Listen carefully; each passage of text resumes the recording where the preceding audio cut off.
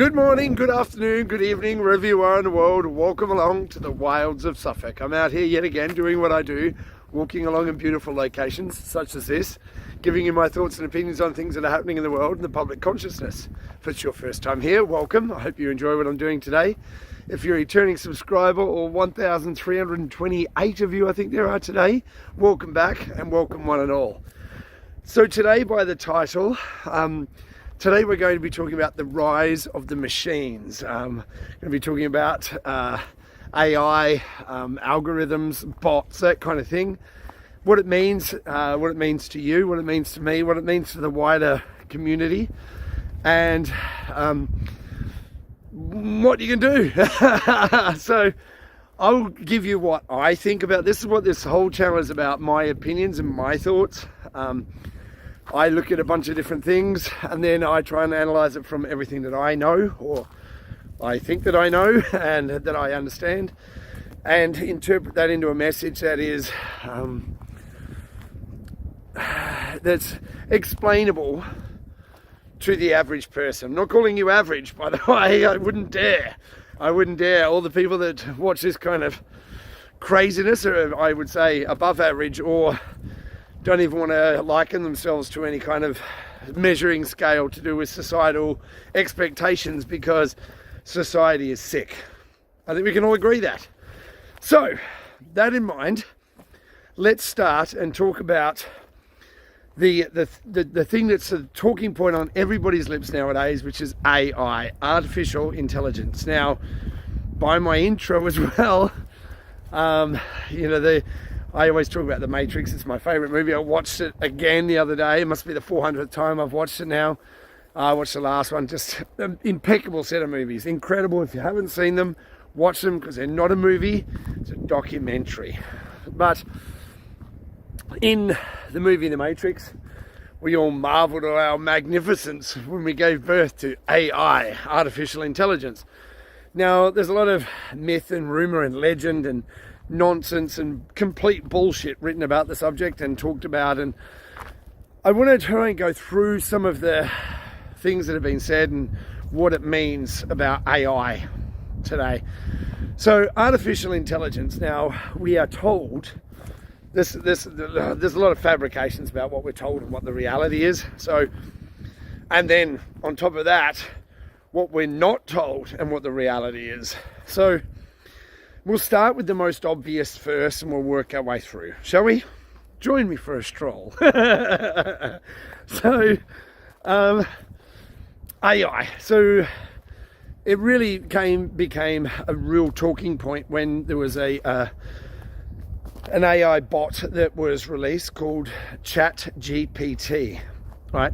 Now, ChatGPT, you could sign up to ask questions and have ChatGPT answer your questions. Now, the AI bots have been in use for a long time. But this ChatGPT, you could interact with it. You could ask it anything, and there was lots of different things that were asked. And some of the responses were a bit strange. Now everybody's got on board. I mean, Google's got one, Microsoft, Bing. There's lots of, hello, how you doing? They're all integrating their own AI bots and how they're going to use them in their platforms and their programs. Bing is going to use it as a search engine, or that's what they've said. These different AI integrations. Just out here talking to myself about AI. Hello, puppies. So they're all trying to talk about what they're going to do with their AI bots and how they can integrate them into their software. So AI has been used for a long time, but this ChatGPT, the average person could interact with it and ask questions. Now, the issue that I have with all these kind of things, especially ChatGPT and AI in general, okay? Now, we're told that AI is self-learning, okay? Now, there's a bit of a misnomer in that, self-learning. that it directs itself where to learn, but that's a bit wrong, okay? Now, with anything to do with computers, and I'm drawing this information from a lot of different sources, it's not just one source, but Cliff High talks about it all the time, and his knowledge as a programmer. I've spoken to other programmers and code writers before about exactly the subject. Now, you have to, if you're going to program a computer, so you write a program, you write code to direct a program to do a particular thing, you are directing it. So imagine that you have to tell a child, which is what you're starting with, let's face it, you're starting with something that you have to teach how to learn, okay? Teach how to learn. Now, when children are sent to school, they're taught things, but they're not taught how to learn, okay? Well, there's some people that would claim that they are, but that's irrelevant. So you have to teach the computer or the algorithm or the code or whatever you're writing how to learn what you want it to learn, okay? So there's a set of programs and there's a set of code that you write to program it to go in a particular direction. Now, as we've seen, especially over the last 2 years, is when it's come to COVID and everything else, that the internet is censored, okay? So information is censored on the internet. Now, there's a governing body that oversees the internet, and that's called W3C. W3C, I think that's right, W3C. Yeah, W3C, I think. Pretty sure. Don't quote me. Now, W3C is a group of companies that control the internet and the flow of information on the internet. Now, then you've got governing bodies over the top, then you've got social media, then you've got media, blah, blah, blah, blah, blah. There's a whole layered effect of how it all comes together, okay? Now, we see the censorship on the internet, all right? Now, if you've directed a bot, program, whatever, if you've written code for it to go and learn, where's it going to learn from? From an already restricted internet, okay? So if you're giving a set of parameters to go and, okay, it's like saying to a child, I want you to go and learn everything you can about building buildings, and here's all the information that we've got for you to learn, okay? Now, all the information that you've got to learn is Thomas the Tank Engine books, right? I know that's extreme, but it's, the learning can only be good as good as the information that's coming in. Garbage in, garbage out. You with me? So if you're giving instructions for a bot, a program, an algorithm, whatever you want to call it, doesn't really matter. You're giving instructions for that to go and learn, but it's learning from sources that are already being cancelled, being obscured.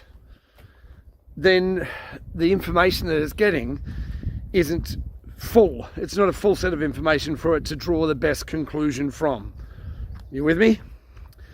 So if information has been obfuscated, there's my favourite word. Had to throw that one in there. But if the information that is available to it is already been censored, then it can't draw an accurate conclusion as to what the best answer to give you is. Okay? So if you're going to, let's just say you go to Google. Now, Google is a catchment of databases. So if you're looking for it's keywords, right? So if you've ever done something like search engine optimization, SEO, so if you have a website and you want to have your search the search engines, when someone's searching for a product or a service or whatever that you provide, and you want to be at the top of that list, obviously, because nobody searches 3 or 4 pages down in Google to find the information they want. They go usually to the top 1 or 2, because obviously the ones at the top are the best, right? Right? Just like the first numbers in the phone book. Anyone who remembers phone books, where you had aardvark removals, what's an aardvark got to do with removals? Nothing, only that it was spelled with 2 A's. Top of the list on the phone book, right? So, search engine optimization So you learn what those search engines are looking for.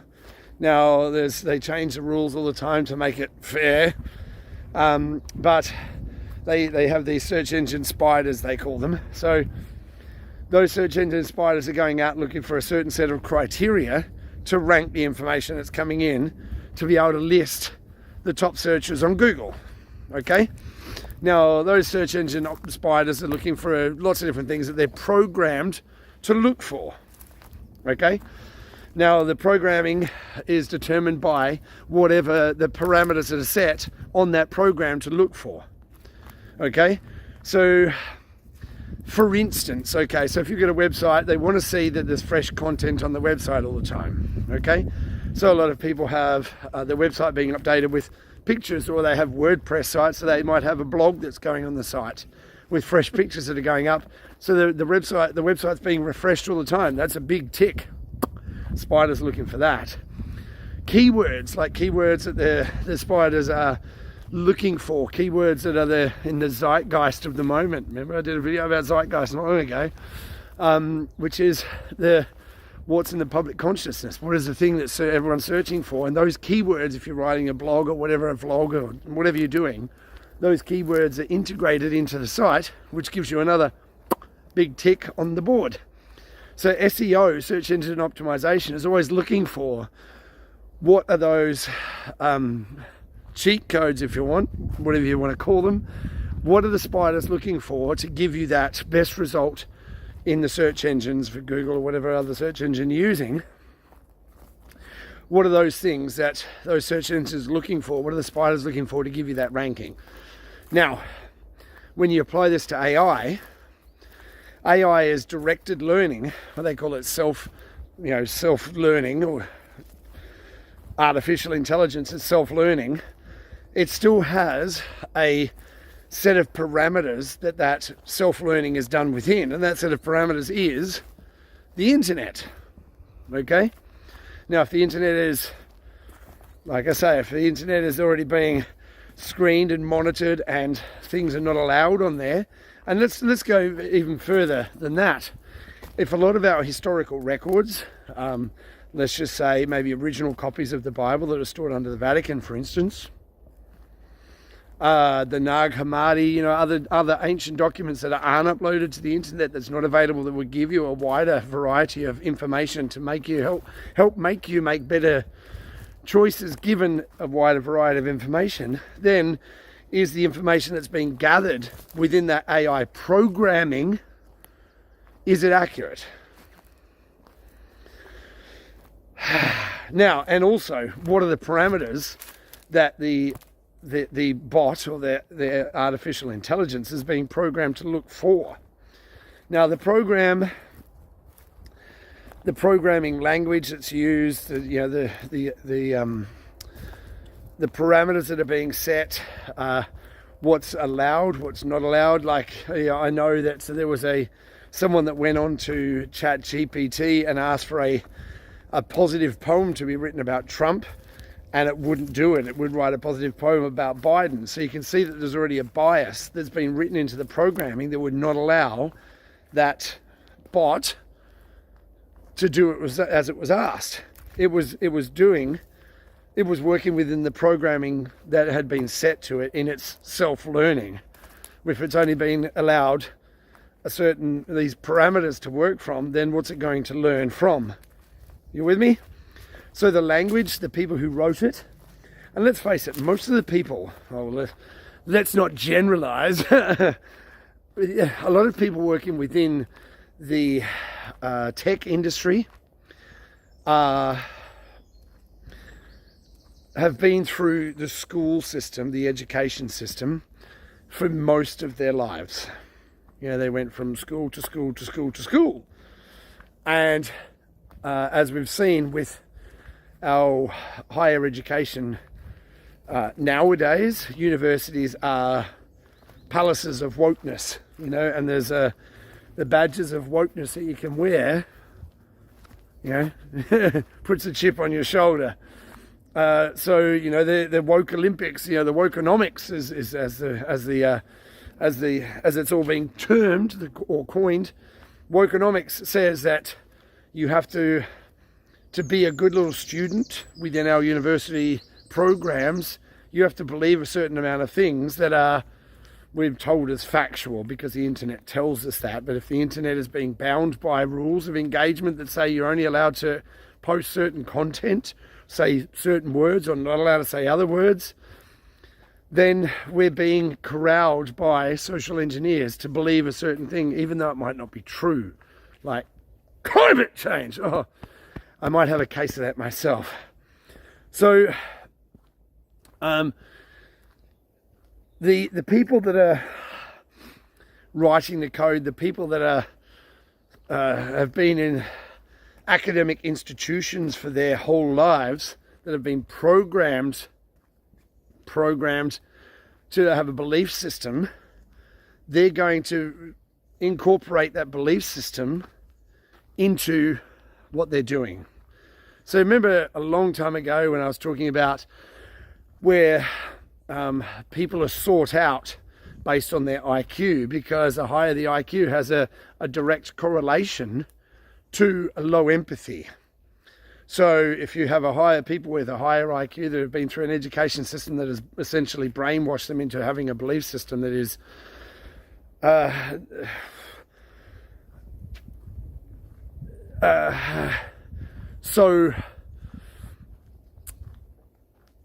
what's the word I'm looking for? Antithetical to humans carrying on in this world, that you're going to create something that shows that most people are worthless. Like Yoel Noah Harari, or however you pronounce that lunatic's name, who believes that most people are useless and that they should just go because, well, the world's overcrowded anyway. So it gets a little bit off subject here. If you're just joining me for the first time, well, welcome. This is how it goes. Squirrel.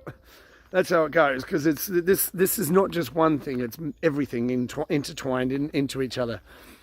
So AI has a problem because it is being directed learning, okay? It's not self-learning, it's directed through the programming code that it's written by people that are brainwashed, and it's only being allowed to learn from a small subset of information that is being censored anyway. You see there being a problem? I do.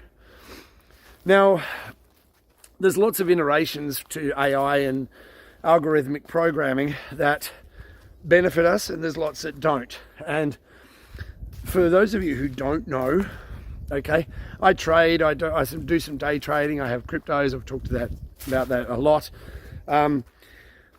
But I don't kid myself into believing that I will ever be a multi-millionaire by trading, and there's a reason for that. Now there's a program that's called Aladdin.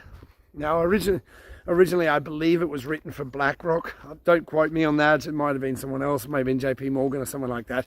But basically what it is, it's a AI algorithm that is programmed to win the game, and win the game with all the money, right? So there's a monkjack right up ahead, just ran across the path. Deer, see? Squirrel, deer.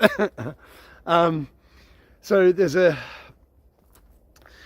in ChatGPT, someone said, I want to turn $60 into $1 million. Can you tell me the best way? So the AI went off and wanted to get into a website that it couldn't get into because it had a captcha thing that you had to go through. So obviously the computer can't get through captcha because it's a computer, it's an algorithm, it's a program. So it came up with a way to get around it by going to a website called TaskRabbit and finding a programmer who was online and said, I want you to solve this captcha for me, so I could get into a website to start this ball rolling to turn $60 into $1 million, right? So the person who was on this TaskRabbit website that was doing work like this for money asked, hang on a minute, are you a bot? To which the AI algorithm replied, no, I'm blind and I can't see and I need to be able to get into this thing, right? So they complied and the AI was allowed to do what it did. So the AI algorithm could lie or come up with it's not called a lie to an AI algorithm, is it? Because, well, it doesn't have emotions. Never will. Now, with this Aladdin program, it was written, I think, like, don't quote me, I think it was BlackRock. And they wrote this program to basically control the markets. Now, if you imagine that, you see these traders and they sit there and they've got this wall of screens around them, all these screens are turned on them and then they can just look at all the different markets that they're looking at.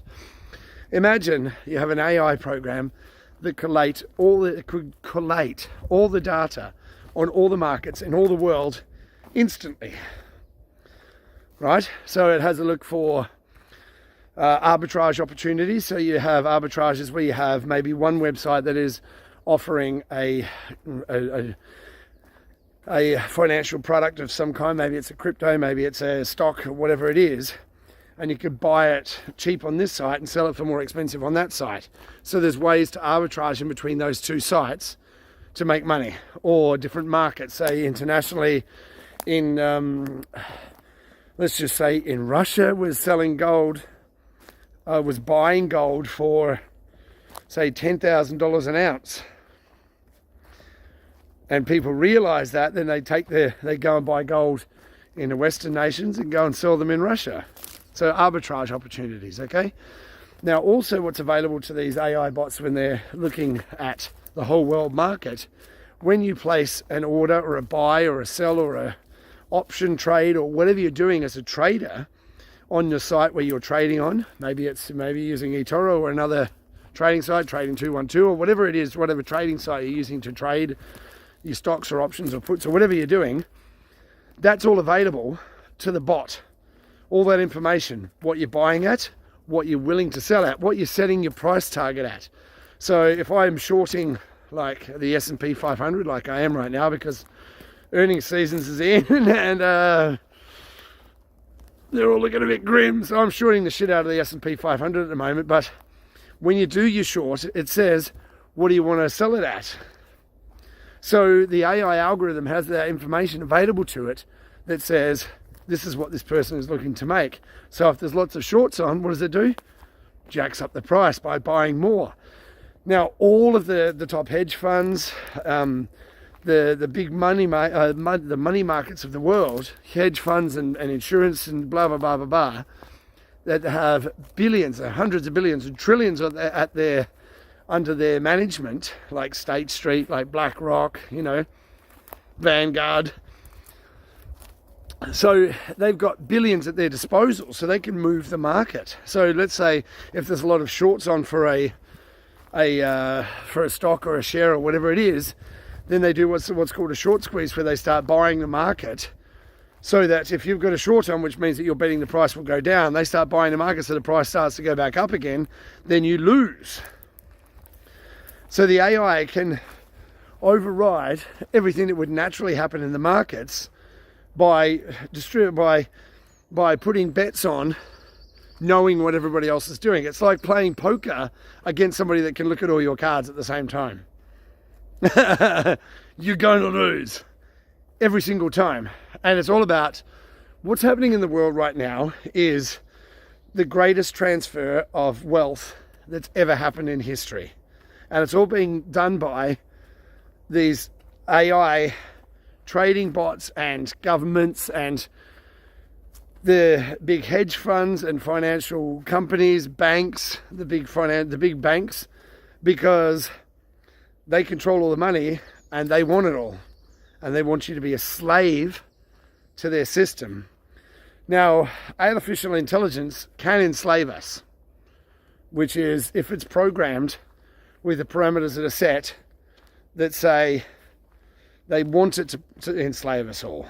Or, as Elon Musk has put forward in an interview he just did recently, where he's talking about a truth AI that uses a variety of sources rather than just the program sources, and maybe it's got access to the dark web, maybe it's got access to everything. So then it could help to bring positive solutions to our world rather than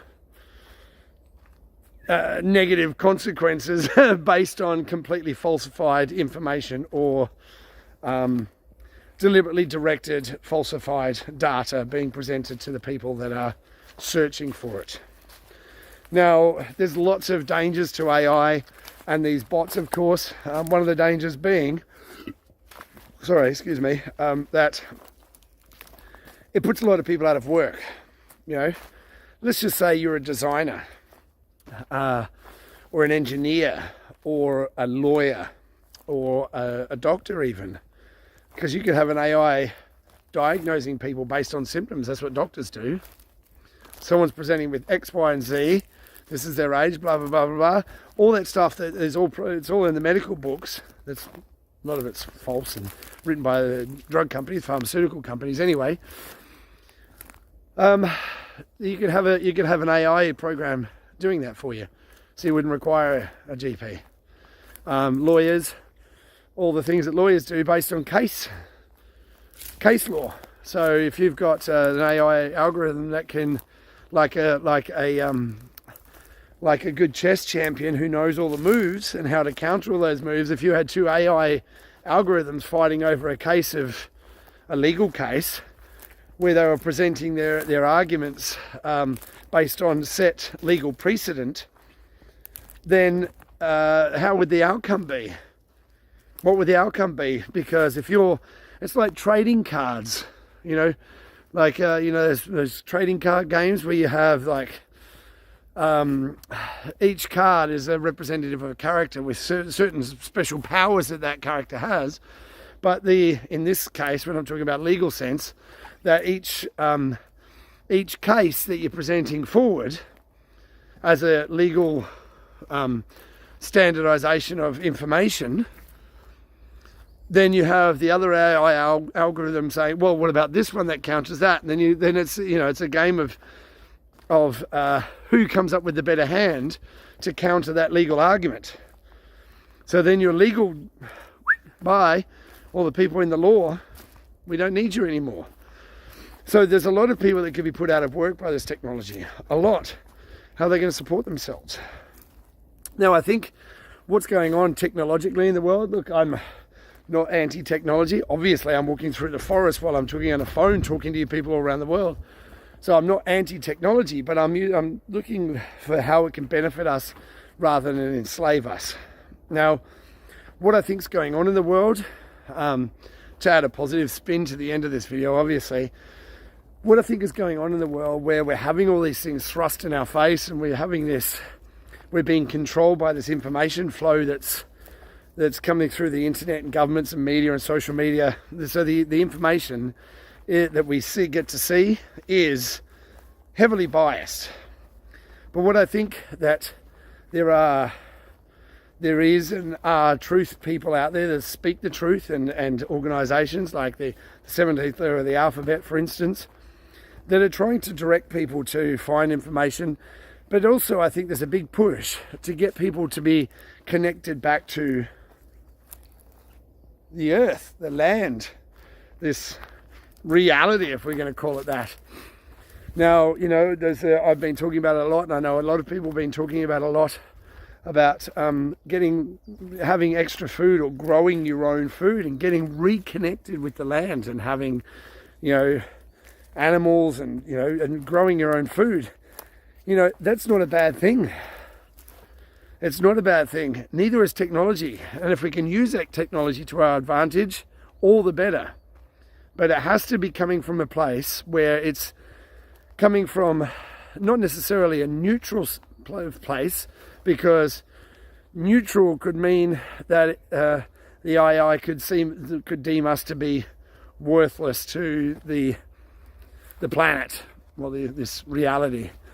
But come from a place that is taking into consideration what we bring to the table, what each of us brings. And maybe this universe was created for us to be able to produce new and interesting and be able to be creative in this world, and perhaps that AI releasing us from this prison of always having to work for money and being a slave to a financial system, maybe it's a good thing that it will release us from that system and be able to release us into our creative flow, and maybe we could create a world that would actually benefit people and be more creative, rather than having to just think about, oh, I'm going to be up at 6 o'clock in the morning for work tomorrow. Maybe it's a good thing. What do you think? I'm keen to hear it. That's what the comment section's for. So if you've liked what I've done today, please hit the like button. If you didn't, I don't really mind. I'm not here trying to make money. I'm just here speaking my mind, asking questions and trying to start a conversation, because maybe if we look at things a different way, we have conversations about it, that we can come up with a way that is going to benefit not only ourselves, but the whole of society and the whole of consciousness, to be more creative and to have more input and to be back in touch with this reality that we're presented with. Who knows? But go out into the world, do good and be good, and you can change the world with the way that you talk, the way that you think, and the way that you're interacting with it. So do that. We can make the world a better place. So thank you one and all for joining me today. Really appreciate your time, because that's the most precious commodity we have. And most important, look after yourself, look after each other. I look forward to seeing you real soon. Ciao for now.